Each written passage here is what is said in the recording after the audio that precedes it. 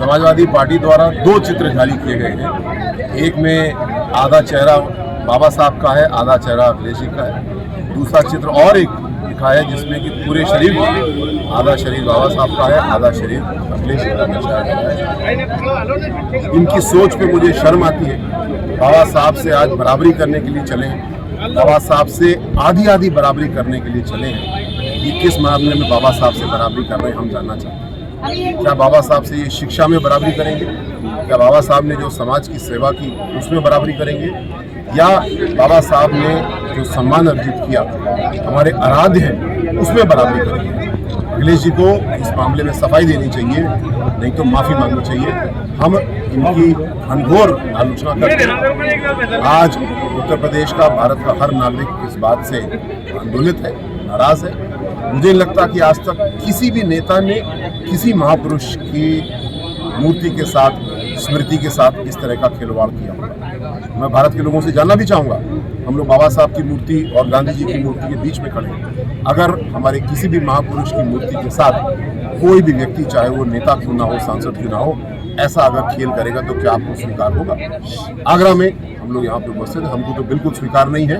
हम इसकी आलोचना भी करते हैं। या तो अखिलेश जी सफाई दीजिए या इसकी माफी। सर, क्या लगता है अखिलेश जी दलित वोटों के लिए सब कुछ कर रहे हैं?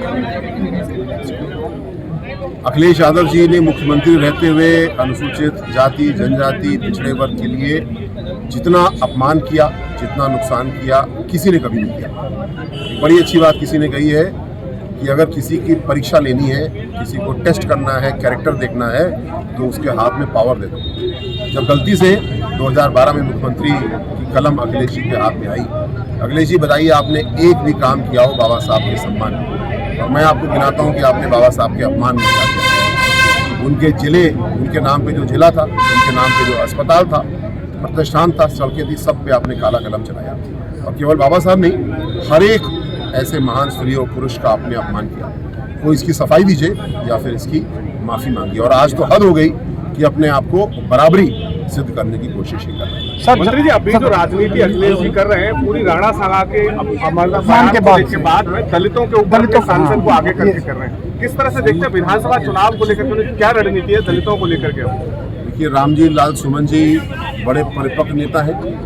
ऐसा नहीं है कि उनके मुंह से कोई बात फिसल जाती है और वो गलती से बोल जाते हैं। इंद्रजीत सरोज जी भी बड़े परिपक्व नेता हैं और इनको कहीं से निर्देश मिल रहा है, अखिलेश जी का आदेश हो रहा है और ये लोग ऐसी भड़काने वाली बातें बोल रहे हैं। ये सोच रहे हैं कि दूध में नींबू निचोड़ने का काम करेंगे, हम लोग को बांटेंगे और राजनीतिक पनीर कुछ उससे निकल आएगी। लेकिन आज हम सब जानते हैं, एक हैं तो सेफ है, बटोगे तो कटोगे। देश आज जुटा हुआ है बाहर के खतरे से निपटने के लिए, पाकिस्तान से निपटने के लिए। हम लोग को ये आपस में लड़ाने की कोशिश कर रहे हैं। हम लोग बड़े होशियार हैं, भारत के उत्तर प्रदेश के सभी नागरिक बड़े होशियार हैं, इन चीज़ों से दूर हैं। जैसा पिछले चुनाव में विधानसभा के हमने सिद्ध किया, जनता ने समर्थन दिया, योगी जी को 5 साल के लिए फिर जनादेश दिया और इनको राजनीतिक हाशिए पे पहुंचा दिया। एक बार फिर ऐसा होगा, ये कोई भी तिकड़म मचा ले, कोई भी उछल कूद कर ले, कोई भी बाबा साहब से बराबरी करने की कोशिश करे, ऐसा नहीं। सर, सुमन जी तो ये भी